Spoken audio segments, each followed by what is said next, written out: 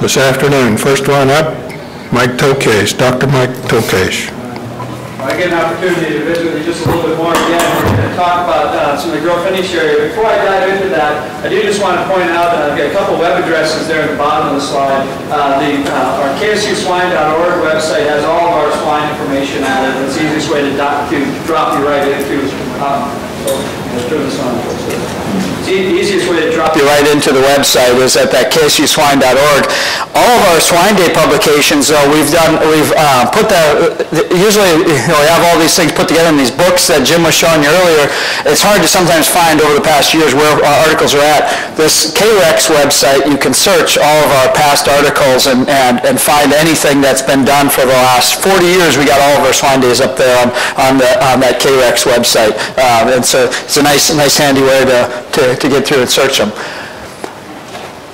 I'm going to talk about one topic here this afternoon before I turn things over to Joel. It's on the iodine value side. And this is entirely, the information I'm going to share with you is all we give credit to John Bergstrom. We challenged John as part of his prelims on his PhD project just to take all the existing information we have and try to help us do a better job of predicting what happens when we feed pigs different diets with different fat levels, different ingredients, and we end up with this fat that has different softnesses. Sometimes it's firmer, sometimes it's oily, and trying to figure out exactly why. It varies from one trial to the next. Even when we feed the same diets, it doesn't always come out the same at the end. And iodine value, especially for the students in the audience that may not have ever heard what this is, it's just a measure of determining how soft the fat is. The higher the iodine value means the more unsaturated or the softer the fat is. Of course, it's a big problem with processing bellies. If it's too soft, you can't slice the bellies and make bacon. And so that's one of the big problems. The other market that's a huge problem is the Japanese. Our Japanese market is our biggest export market. They like very firm, white, hard fat. You don't get white, hard, firm fat when you feed a lot of DDGs because you get a lot of corn oil that goes in, so it looks more like corn oil. So what John did was he took all the existing experiments that we could find where different diets were fed, and they measured composition of back fat or belly fat or jowl fat. And so the different experiments, just to show you, he's got 16 experiments looking at back fat, 10 with belly fat, 12 with jowl fat, where they fed basically the same iodine value product or the same kind of diet all the way through. And then these are reduction strategies where you take the DDGs out of the diet at the end or take the corn oil out of the diet and feed a diet with which should firm up the pigs. And there's fewer trials there, of course, but John took all that data, and he's got an excellent poster out in the hallway. I encourage you to visit with him later. Or in their Swine Day publication, there's about a 50-page paper in there that John wrote that goes through all the dirty details of this. Bottom line is, just show you just a few graphs. This first one, this is all we had available to us before John basically did this summary.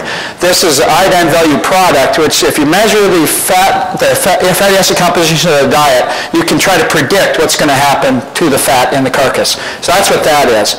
And it shows that only predicts about 43% of the variability in the iodine value. Not good enough. So that we can't get close enough to know how to do it. By going through the equation, the calculations from all these other things you could add from those trials, he's able to increase the prediction up to a little over 80% of the variation being explained by his equation. You don't need to go through any of this in great detail, but the things you find interesting in here, the composition of the fatty acids, the 18,2 fatty acids are pretty critical in that equation. So other people have told us that. This really helps confirm that.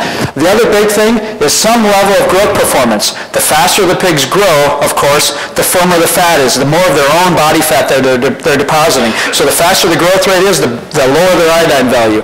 The slower their growth rate, on the other hand, if they're sick, if they have genetics they don't grow very fast, or whatever the reason is, they're going to end up with an iodine value that's much higher. The other part is how long those diets have been fed. And so the initial body weight gives us some predictor of how long those diets have been fed. Okay? How about jowl fat? That was back fat I just showed you. Jowl fat, John's stuff shows about 75% of the variation can be explained. And now the jowl fat, the fat-free lean index, some measure of leanness or how much back fat those pigs have. The leaner they are, the lower back fat, the more unsaturated, the higher iodine value. Okay? But some predictions to help that out. When you look at the reduction strategies, It's not quite as good when you look at the first equation here showing that, see the bias that happens. John looked at here was initial diet iodine value. And this is probably the most interesting thing that I thought came from all John's work, is that the diet that we fed at the end, we thought was going to be very important.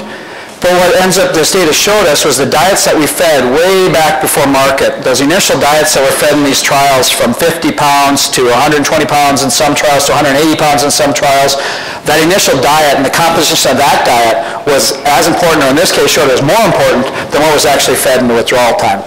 So you can't forget about all the way back to what those pigs are fed in the nursery and grower stage helps influence what happens later in life.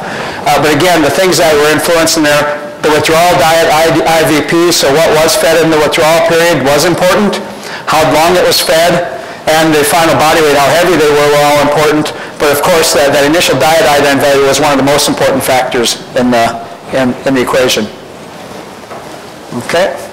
And on jowl fat, you see the same type of line, and he's got the equation.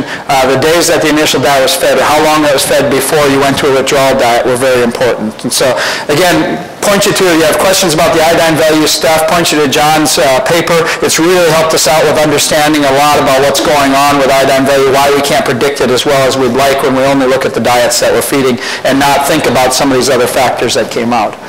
So, the diet characteristics, particularly the concentrations of fatty acids, do have the greatest influence on the fatty acid profile of the carcass fat, and especially the 18.2 and 18.3 are the most important dietary fatty acids in predicting iodine value. Of course, corn oil is very, very high in 18.2. That's one of the problems there. Other important factors, though, the growth rate, the body weight, the amount of back fat, the carcass leanness, and the duration or the body weight range that the diets were fed.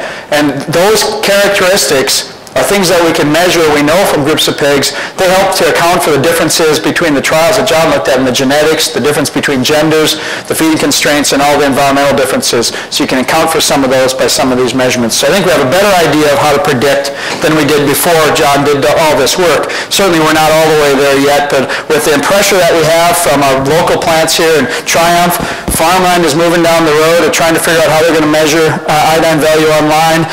Most of the packers do it on an every quarter basis or an every so often basis. They're all concerned about it. Most of them don't know what to do about it because they're also realizing the pressures are diet cost is pushing us to increase the iodine value and make the fat softer because of what we're having to feed the pigs. And so he's trying to figure out ways to help figure out the lowest cost way of getting that iodine value down is what I think John's data will help us do. So with that, I'll turn things over to Joel. Thanks, Mike. Appreciate it again. I know you've been thanked several times. We really do appreciate you being here and coming and supporting the program, and it's a good social time. I know for myself to see a lot of faces that we maybe don't get to see in other times of the year.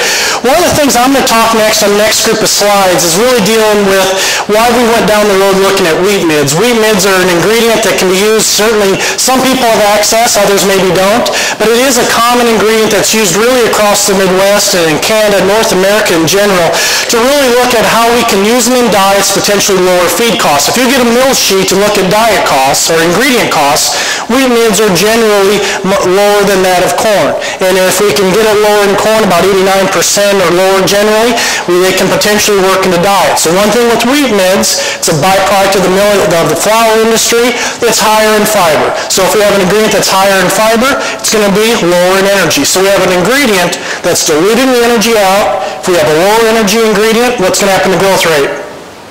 Go down, all right? And so again, how do we use that in diets? But it can cheapen diets up, but we know it increases fiber, can all potentially alter growth rate. And quite frankly, for the amount of wheat mids that's fed across the U.S. in diets in Canada and other places, it's amazing how little data is truly available with wheat mids in diets. And Julie Barnes, one of our grad students, has been involved with 3 different trials. We just started another trial, Matt Asmus, we just got another trial going with wheat mids at the farm. We're going to continue to look at this a little bit more. So to set that up, what we did, this is the first one, the first studies that we looked at is how much byproduct can we shove into a diet. I mean, that may be the theme of this diet. These diets were set up either a corn, soy, or diets that contain 30% distillers with 0, 10, and 20% wheat mids. So we'd be up to a 50% byproduct type diet. You can see from an average daily gain response from 100 to almost 300 pounds. When we fed distillers at 30%, really didn't change average daily gain, numerically down just a notch. But as we fed more wheat mids, average daily gain went down. And the way these diets were formulated, we put the wheat mids in and let diet energy go down. We didn't add fat to equalize energy. We want to see if we add them without added fat, what happens as the energy goes down. You can see, in fact, substantial reduction in average daily gain, as we would expect it to go down because it is lower energy. From a feed efficiency basis, it makes sense if we're feeding a diet that's lower in energy, they're gaining slower, that what's going to happen is, in fact, that the feed efficiency is going to go up when we feed wheat mids. If you look at the 30% distiller diet first without wheat mids, numerically improvement. And again, we would tend to see this. A lot of other data would support as we feed distiller grains. Often, most data would indicate the feed efficiency does not get worse. It either holds the same or maybe gets just a few points better, indicating that the energy value of distillers is very close to that of corn. Okay? But then as we compare the feed efficiency from this diet going up, obviously gets worse. So then again, we have not only slower gain, but worse feed efficiency as we feed mids. Not unexpected. We would have predicted that would have happened, but we want to see the magnitude, because again, there's very little data to show how much, in fact, that does get worse. We spent some time on yield in the last slide that I'm going to talk about. We're going to sum up 3 different studies. One of the things that has been clear as we started to feed distiller grains the last few years, most data would support that as you fed distillers or a high level, or really at any level, and then measured yield, yield goes down. Okay? So why would yield go down when we feed a diet such as distillers, or in this case, you can already see what happens as we feed these high byproduct diets with wheat mids. The more fiber we have in a diet, okay, the amount of gut level weight of the feed hangs out in there, okay? So if you think how yield's calculated, we basically have the live weight, the hanging carcass minus all the guts and everything else that's gone, we lose some of that. In addition, when you feed fiber, the digestive lining, humans the same, all animals, all right, the digestive lining of pigs gets thicker, so you have more weight. Well, what happens with yield? You lose that, right? So you have a combination of those 2 factors that go on. And so anytime we feed any ingredient, this would be barley versus corn, we can relate this to fiber. So I want us to get out of thinking a little bit, yeah, distillers hurts yield, we would expect that. Wheat mids, man, it continues to go down. We would expect that as well. Well, what I want us to get to, and I think the way we're going down, is we're getting away from ingredients hurting yield, going to try and start to formulate on a fiber level at the end of finishing to see how, in fact, we can predict that a little bit better. But we look at this decrease over a 2% drop in yield from feeding that high byproduct diet. Substantial carcass weight differences that we're going to see. And again, I just want to point out that these diets were fed all the way to finishing. We didn't have a step down, so those levels were fed to the day that they went out the door. So from a carcass weight basis, as you would expect, that corn soy fed pigs, about 221. The distillers' pigs weighed about the same, but they had a little lower yield. And look what happened here. We gave up about 14 pounds of carcass weight when those pigs were sold on a common day. It was a combination of 2 things. One, they were lighter, they grew slower, so naturally they're going to have a lighter carcass. Then you combine that with having a worse yield, and that further drove it down. So questions comes, well, what happens if you'd feed those wheat mid-fed pigs? They were smaller. What happens if you feed them another 3-4 days to get to the same common weight? Well, you can do that, okay? I mean, I can buy that. But yield-wise, you're still going to knock them down, and you're still going to give up carcass weight if you maintain those sort of levels. Mike just talked about all the studies that we did, John did for us, and that regression to be able to predict.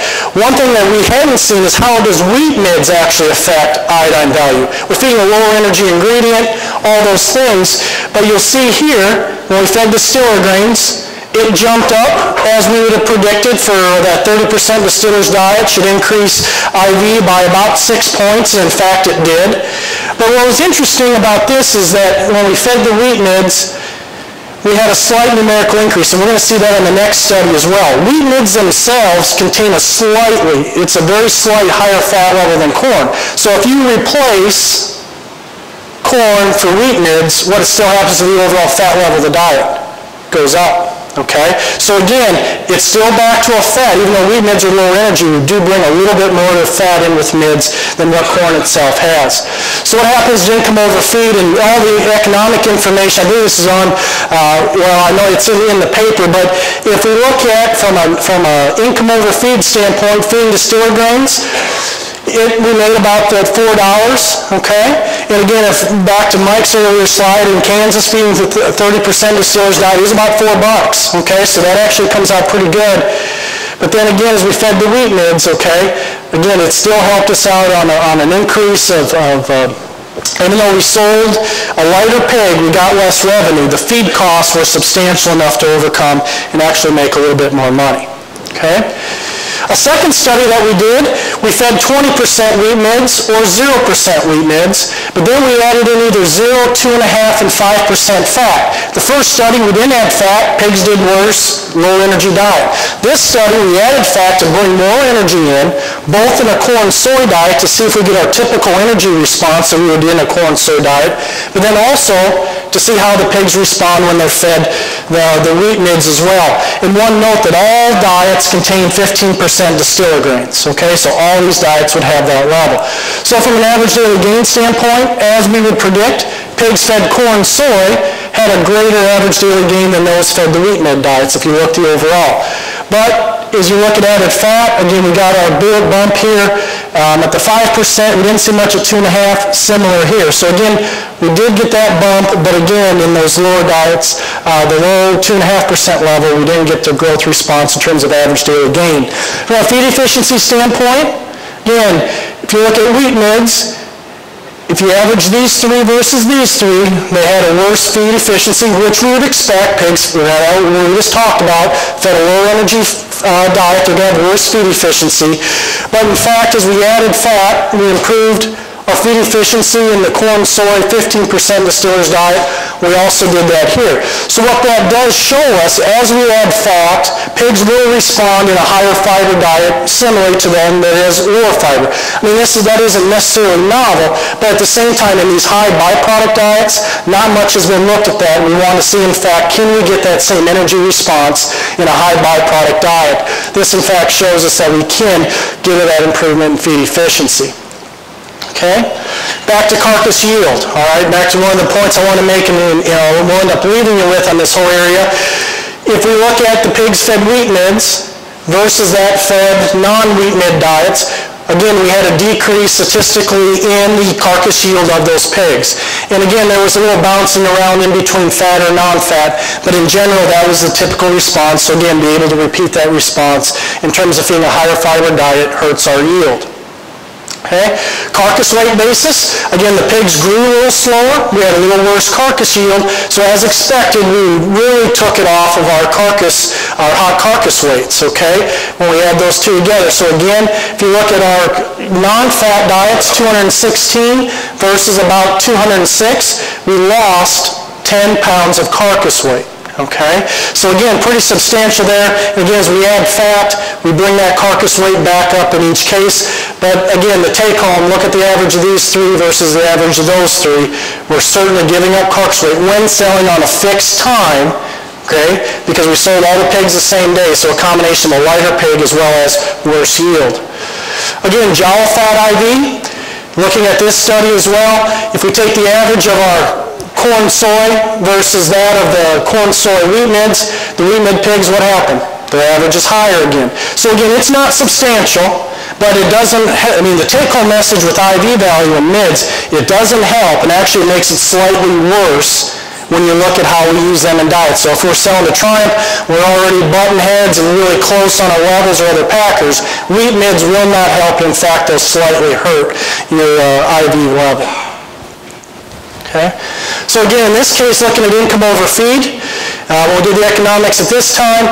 The corn-soy diet, with the, again, all these have the 15% distillers, returned the highest income over feed compared to all. In this case, when we did the pricing, we did this, this trial would have run with pricing of last spring, early summer. In this case, feeding the wheat mid diets returned us less dollars. We saved substantial feed costs, but the loss of revenue offset the feed costs enough now that we made less money feeding wheat mids. In the first study, we came ahead a little bit. So it's back to ingredient pricing, know where it all comes out.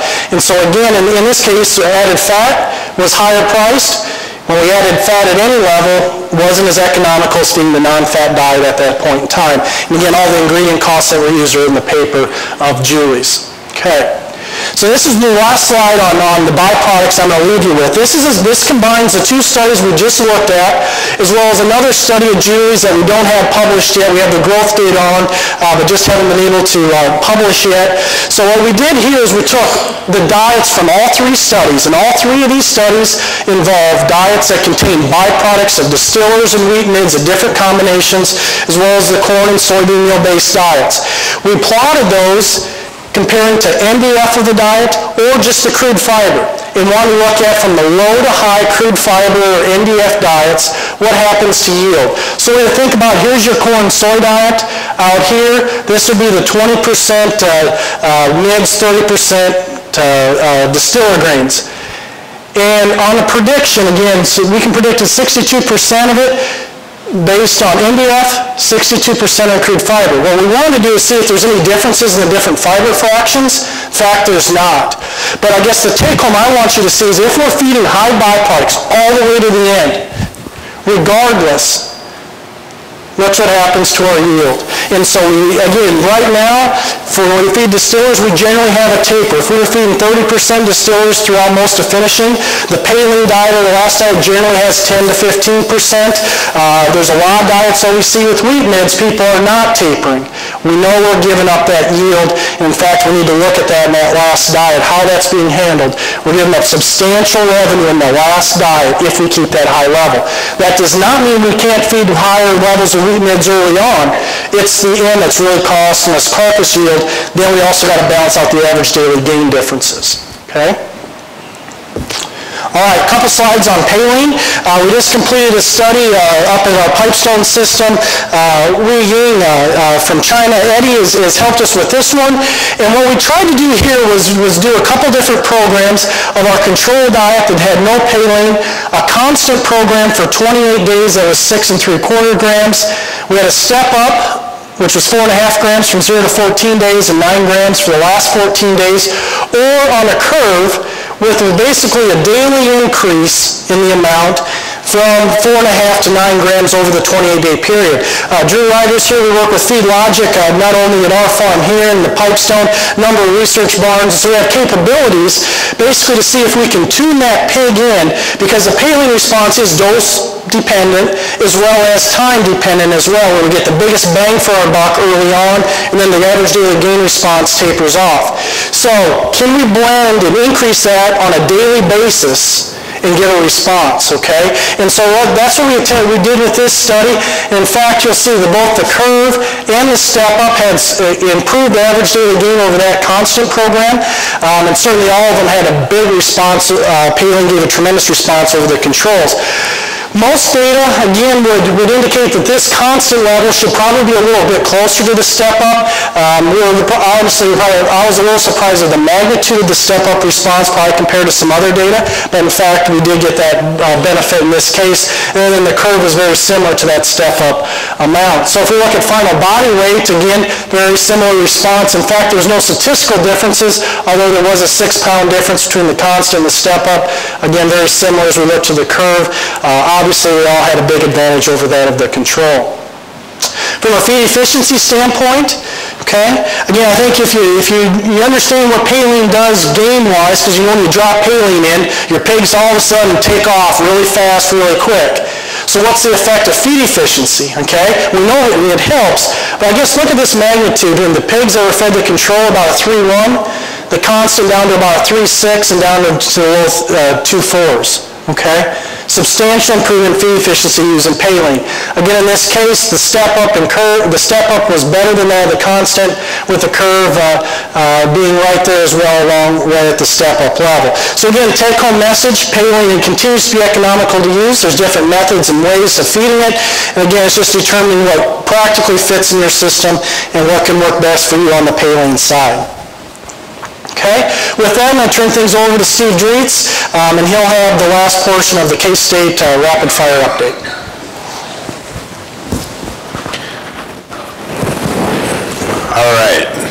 everybody here there. I'd like to thank everybody. Appreciate it's always a good day. Swine Day is always fun for me to get up here and present some of our data. And I'm not going to have any 6-term regression equations either, so even though I might kind of like doing that. But anyway, I do have to give John Bergstrom credit. He really helped us in that area, and John's a good example of all the good grad students that we get. I'm really appreciative of them and all the hard work that they put in so that we have a lot of good data here to talk about. So I'm going to shift gears, kind of more on management, on the finishing management end of things, and talking about mixing pigs prior to market. This was really hit home. This was challenged to us by some of our J6 people, asking the question on what are some of the ways do we maximize revenue out of these sites. And so one of the things that you got to do is you got to mix pigs if you're going to minimize some of the empty days there through multi-barn sites. And another exercise that I've went through over the last summer is one of the production systems I work with has went through. It was the second summer out of the 15 years I've worked with them that we were able to maintain market weight at an optimum. And they simply did it by not adding any new space. They simply did it by rearranging their pig flow and rearranging how they stocked and emptied sites and how they flowed pigs through their system. And so substantial amount of opportunity here.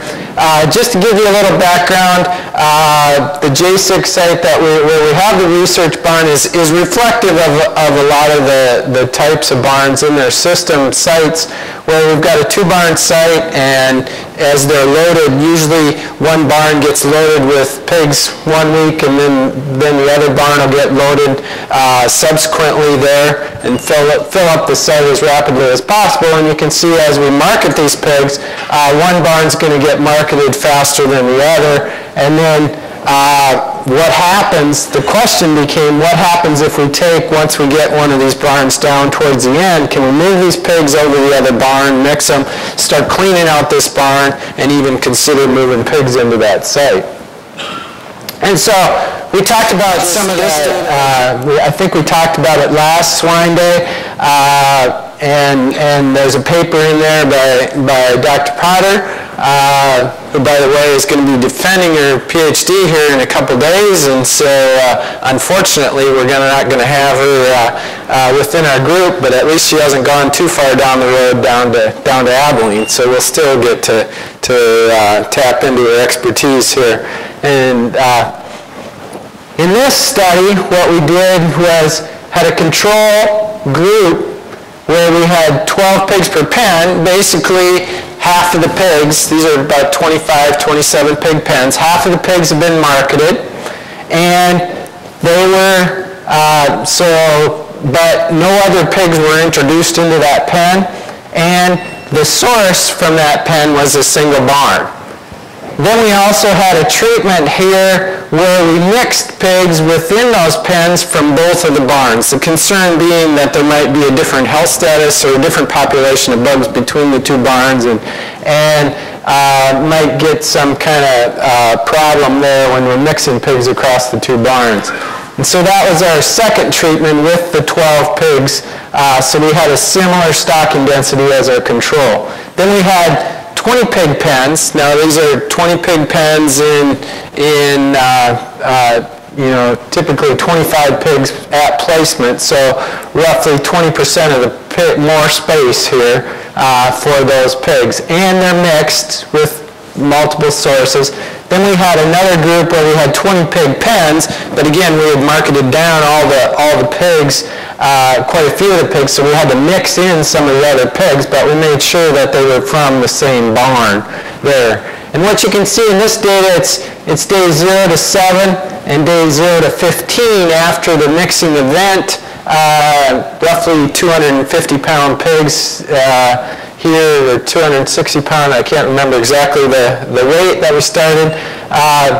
You can see in that first 7 days, And these pigs' growth rate was a lot lower than when we look at the whole day 0 to 15 period. So we can see when those pigs are first mixed during that 7-day period, there's this reestablishing of the social order and definitely have an impact there. When you look at the overall day 0 to 15, the significant thing that starts to leap out at you is the pigs that were in the 12 pig pens versus the 20 pig pens have significantly better growth rate there so the stocking density of those pigs, we've got significantly better growth rate. Didn't seem to have any impact on whether we mixed across the two barns or not. That didn't seem to be the significant factor. One other thing is we didn't have these pigs on paling. During the study, we didn't want to throw that into the equation, and so that was one of the things that once we get the data, as you look at that and you start talking to the production managers, and they go, well, we don't hardly ever use barns that don't have paling in, so that's one of the things we wanted to do it in paling-fed pigs. And in here, this was the opportunity. Just the way we did it, we used all gilts and looked at the stocking density then, because of in the previous study it looked like stocking density had a huge impact. And you can see here, started the study when the barn, we had about a third of the pigs left, and they're averaging about 258 They're 258 pounds, excuse me. Marketing into Triumph, so the optimum weight's 290 plus, heavy weight. And so these pigs are the tail end of the barn. And basically I wanted to give this slide today from the standpoint of, I can't ever remember giving a research trial in pigs where we had over a 3-pound average daily gain. So pretty phenomenal here from day 0 to 7. First 7 days when we had these 8 pig pens, these pigs are gaining 3 pounds a day. It's pretty phenomenal when we do it. And then look at the significant, as we get more pigs per pen, a linear decrease in growth rate. Calculate that out on a space basis. Some of you are maybe familiar with K values and those kind of things. It doesn't appear that the K value should be limiting till anywhere near to where we get up into about 20 pigs per pen. So something going on here with feeder space, feeder access, something like that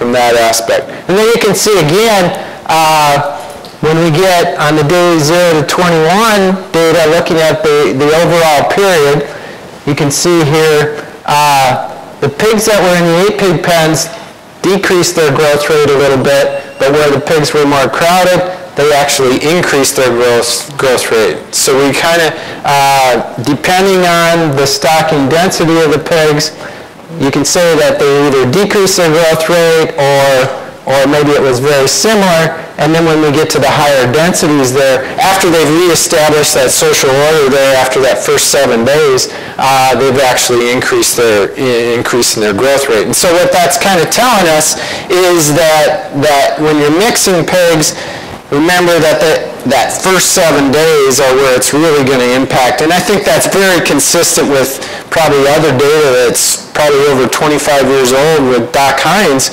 that would tell us too that when you're mixing pigs, it's in the first 7 days that you're going to have the most negative effect. And so thinking about that when you're doing the mixing and what kind of impact it's going to have.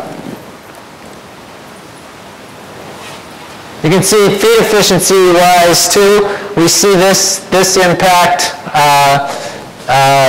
negative impact on feed efficiency as you get, there was no significant difference, but there's a numerical difference here in that first 7 days, again where you had the slower growth rates.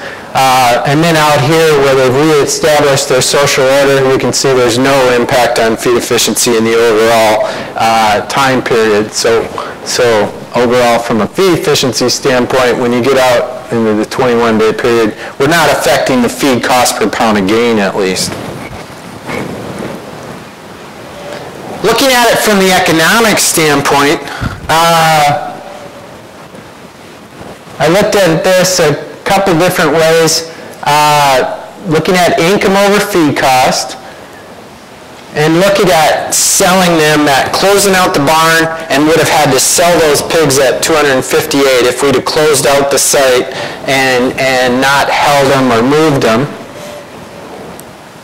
And then used a $60 per hundredweight carcass base price, a 240 ton, so $1 a ton diet cost, very similar current economic conditions then basically. And so what you can see is the net increase in profit here is if we'd have sold those pigs then after day 7 from their gain versus selling them at 258 pounds. With the 8 pig pens, we would have netted over $5 a pig, and on the 20 pig pens, we'd have netted over $3 a pig. So even though what we interpret this as is even if in a site you'd have had to crowd the pigs, it has still been a very profitable increase for those pigs by maintaining them another 7 days within this production system. And then you can see here, if you only have 7 days too, it's better to leave the pigs spread out and lead them less dense. But then if you've got more time here, you can see the economics don't vary much across the different stocking densities. And again, it's reflective of the growth rates you can see over the day 0 to 21 period where they've readjusted and reestablished their social order. Also wanted to put this into perspective of what happens if we'd have been doing this last summer when we had $80 a hundredweight base price and $170 a ton feed price. And so you can see that if we'd have held those 258-pound pigs another 21 days,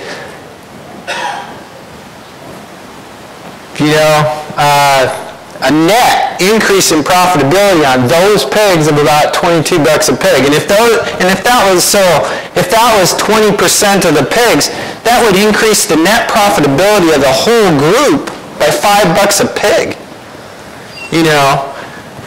I can't do that on the nutrition side hardly ever unless I really screw up things. And so this whole area of how you unload barns, and I think the basic questions that just this simplistic study that we've done here and showing the economic opportunity here, I don't think we've even come close to unlocking the potential here within a production system and optimizing the net profitability. What this is, I know some of you, how you're going to be thinking is, and I've seen this in many production systems, is, yeah, we'll take those lightweight pigs and we'll move them out to into a marketing barn. And we run that as a continuous flow. We continually bringing pigs in there, and I see Craig there shaking his head. You've seen that before, huh? Once or twice, okay. Well, I've only seen one data set of any piece of data collected on a marketing barn, and this was from a client I work with that they took. They've got quite a few good records. When you have these continuous flow sites, getting records is just a challenge. But they were able to maintain average days on feed 14 days. These pigs were consuming 7.2 pounds per day, and their average daily gain, it's 0.06. The decimal point's not off here. It's right. Basically, it was kind of funny because the production manager that manages the site, he said, "Oh yeah, the pigs come in here and they leave at the same weight." I was like, this doesn't make any sense. That's the whole reason you're putting them there. So the other reason I wanted to show a 3-pound average daily gain, I've never had a feed efficiency over 100 before either. See that? Feed cost per pound of gain of $8.65. I know nutritionally I can't mess up that bad. Anyway, so the moral is, don't take the mixing data that we just learned. There's an economic opportunity there, but we think you can go the other way and run a continuous flow marketing site is not the way to go either. Another study, feed withdrawal prior to slaughter. Again, this was done at our New Horizons farms, and Hyatt Frobos has been involved in this. Again, not a new thing. This data was actually stimulated a little bit by we had a group of pigs that were going to get too heavy, and so we held them a little off feed, and it ended up being about 48 hours. So the question came back from the production system: what did that cost us from a carcass weight standpoint? And so we ended up doing a couple of these feed withdrawal trials, and then we got some interest from the packer as well to increase that. Ask that question. And you can see here, what we did was look at the live weight reduction 48 hours prior to slaughter, and here we had 7 hours is basically that. This is prior to when the pigs were actually slaughtered, not withdrawal from when they were loaded on the truck. And so 7 hours is basically they didn't have feed from the time they got on the truck to the time they were slaughtered.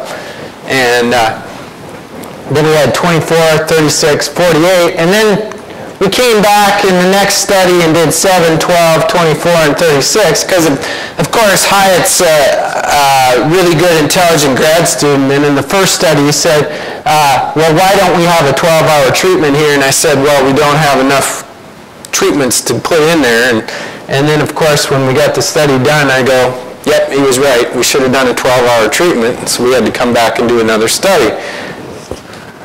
Anyway, look at this. Keep this in mind. 17.5 pounds, 48 hours withdrawal led to a 17.5-pound live weight reduction. It wasn't, and then 36 was 16 pounds. And you can see 36 hours here, 14.8, very similar in live weight. 9 pounds on the 24, 11.5 there. So overall, relatively similar differences in live weight. And as you'd expect, we reduced feed.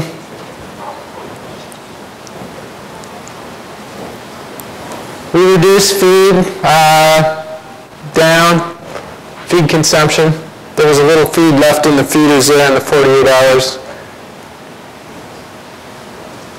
And we improved yield, of course. And what we did, of course, you can see once we started feed withdrawal, you don't have any carcass increase. And then once we get out over 24 hours, we start actually decreasing carcass. And even here in the second study, we started losing some carcass. So somewhere between 7, the 24-hour will economically, you say the savings of the feed without the reduction in carcass, you can get some net economic benefit, but I think the important point from the data that we learned was you get past 24 hours and we start losing carcass weight. If you get out to 48 hours, it can be a dramatic impact on the economics. And so from a feed withdrawal standpoint, also Hyatt went into the plant and they also measured some things like leaky ingesta and runny bung, which I'd never heard of. But it actually increased the amount of leaky ingesta by the longer feed withdrawal periods, and that makes sense. The fluid in the stomach was more liquid, and it was more likely to contaminate the head. And so there's some negative economic consequences to the feed withdrawal on the packing plant side. So, from a marketing strategy, Just quickly review here. We're not going to go through everything we've talked about in the previous years. We've talked about some of the barn unloading strategies. How many pigs do you top? Those kind of things. Dr. Giselle is here today, now with Novartis. He did a bunch of good trials up at Pipestone. We've talked about some of the economics in some of the previous swine days. You can see here, marketing starts, basically it starts when you place the pigs in the barn. How you place the pigs, and again, part of that pig flow that I was talking about from last summer and trying to maintain market weight, well, it makes an impact. Don't start by weight when you're filling a barn. If you're marketing barns by site, it doesn't make any sense then to put all the heavyweight pigs on one end of the barn and all the lightweight pigs on the other end of the barn, and then when you got to come in and top 2 pigs per pen, you're topping heavy and light pigs, or if you take the heaviest pigs out of the barn, they're all coming out of one end of the barn, and then you're crowding the lightest weight pigs down there and not allowing them room to grow. And so that's one thing, and I think we've seen that throughout the industry over the last few years.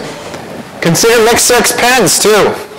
I think Mike talked about it last year, that our rule of thumb is if you can't fill a site with under a week of age worth of pigs of a single sex, that we should be mixed sexing that site and try to minimize the fill time on that site. And then even taking that a step further and going in and doing that with mixed sex pens, so that when it comes time to pull the first pigs out of that barn, you've got the faster growing barrows, and you can pull out of each pen, you can pull some barrows, and that'll allow more space for the gilts within that pen as well to improve the facility utilization there. Get the heavy pigs on the first load out. Triumph doesn't like more than 340-pound pigs. They like heavy pigs to go through their plant, but if you ever get to go through their packing plant and see these pigs dragging through, or these heavyweight pigs that are just rough to deal with from some of the equipment, that's why they're penalized. So we got to make sure and get those on the first pull out of that barn. And then on the other thing we see is on subsequent loads of pigs too, is don't just go in and pull pigs out.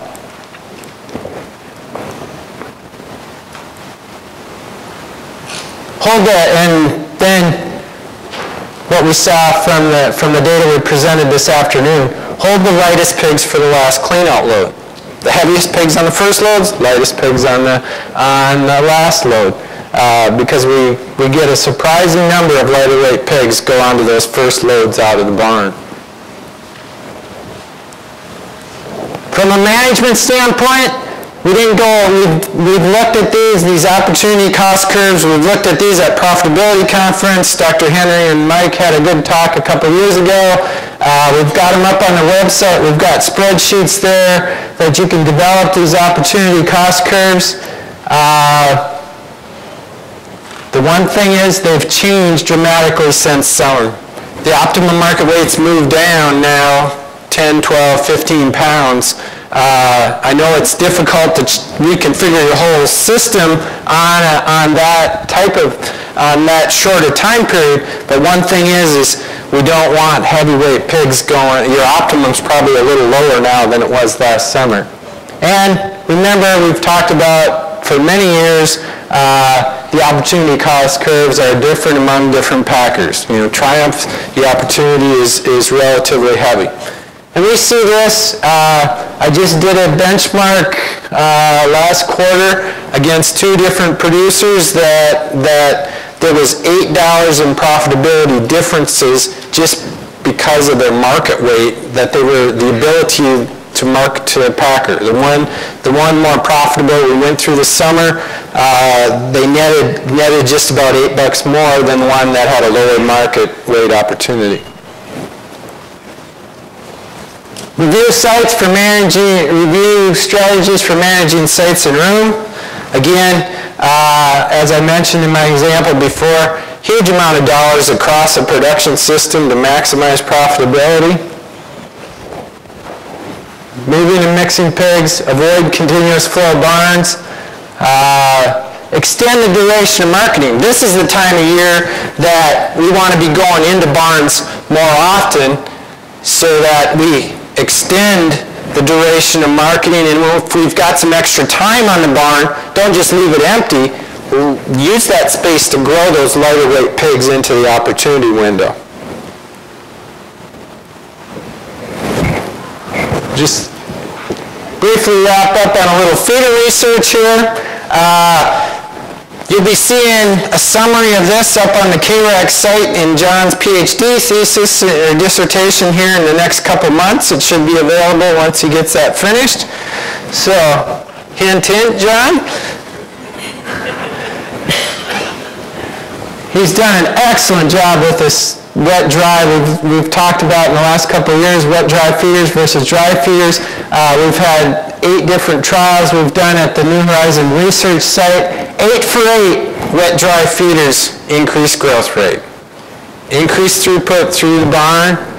Feed efficiency differences. This is an area, there's some neat studies that John has in this swine bay talking about some of the different feeder adjustment strategies. The one thing we did when we started feeding high DDGS diets, we needed to come up with some different adjustment strategies. And you can see we learned over time that you could mitigate some of those differences with some of those feeder adjustment strategies. Lean. Those pigs are growing faster. You can see just about every study, those pigs were a little fatter. And so what you do is then when you look at the overall economics, if you have a negative in the feed efficiency and a negative in the lean, it just about cancels out some of that growth rate advantage here. Now you can see down here in their later studies where we were starting to mitigate some of that differences in feed efficiency, then we could capture some of that growth rate differences, and we're not going to mitigate the leanness probably, but we are with the feed efficiency standpoint. If we can mitigate that, then we can capture some of the economic benefit from that growth rate. So, moral there, I think wet dry feeders, excellent tool for increasing growth rate. Also a tool that we need to continue to manage from a feed efficiency and leanness standpoint as well. John's also got some great behavioral research. I just pulled out the wet dry versus dry. I think this has been reported by other authors and stuff too, where you've got the number of visits to the feeder in the wet dry versus dry. Those pigs are going to the feeder more often. The duration of their feeding event isn't any different. So you see what happens, these pigs in the wet dry feeder, when they've got water with the feed, they spend less time feeding. And basically, they can eat a lot faster when they have that moist feed and get a greater quantity of feed during a meal, driving the increased growth rate. As we wrap it up here, we've continued to expand on the feeder adjustment research. This is some of Mandy's work. Mandy Myers, who's finishing up her master's. You can see looking at a half-inch gap, 3/4 of an inch gap, a 1-inch gap where we've got 75% coverage, and you can see over the last couple of years we've changed our recommendations to about 50% pan coverage. And she's done a nice job here in this study showing that when we have the tight feeder gap adjustments, they impact growth rate during the grower phase, no impact on feed efficiency. So having an open adjustment here with a little more pan coverage during the grower phase doesn't seem to affect the feed efficiency very much, and we get some improvements in growth rate. Over here, out here, you can see it's starting to transition where we don't have, when we get to a heavier weight pig, not as much impact on growth rate, but we're starting to have poorer feed efficiency here when we have the wider gap width or the greater feeder pan coverage. And you can see then out here in the late finishing phase, no impact on growth rate, but as soon as we start opening up those feeders, then we've got a lot poorer feed efficiency. From an economic standpoint, you can see, looking at the three different gap lists, you can see the narrower gap width from an economic standpoint overall ends up winning. When you calculate it though, if we did a more open gap width during the first phase and then used the tighter gap width out here in the later finishing phases, you actually maximize your income over feed costs and add another almost $1.50 a pig in profitability just by having the two different feeder settings. So, more management within the barn, but you can see it makes biologic sense to have the feeders open a little more during the grower phase, tighten them down during the late finishing phase where the impact on feed efficiency is greater. So, to summarize things up, from the finisher standpoint, whether we're in Kansas or Iowa, Minnesota, we live in a part of the world that we got to take advantage of DDGS and maximize its use, mitigate the side effects as much as we can with formulation on the step-down programs, formulation on a digestible amino acid basis, using synthetics, doing those types of things. Valuing here, I think the key thing from Joel's part of the talk where he's talking about the higher fiber mids and those kind of things, again, you can lower feed costs on paper, but it may not increase your net profitability. So you always want to take your income over feed cost and your net profitability into account when you're looking at that. Paling, the feeding method, whether you're using a step up, a continuous duration, really doesn't matter. The bigger impact is that you're utilizing paling, to maximize. It's consistently an economic return in virtually every study we've ever done, just about. And what we would focus on is adjusting the dose or the duration slightly between to maximize the economic value there. Mixing pigs on site, feed withdrawal, we went through that, and then I'm going to close with you, keep on adjusting those feeders. Every year we talk about adjusting feeders, and we continue to study adjusting feeders. We didn't talk about particle size this year, but we will next year. So anyway, I really like to thank you and appreciate it, and we'll turn it back over to Pat.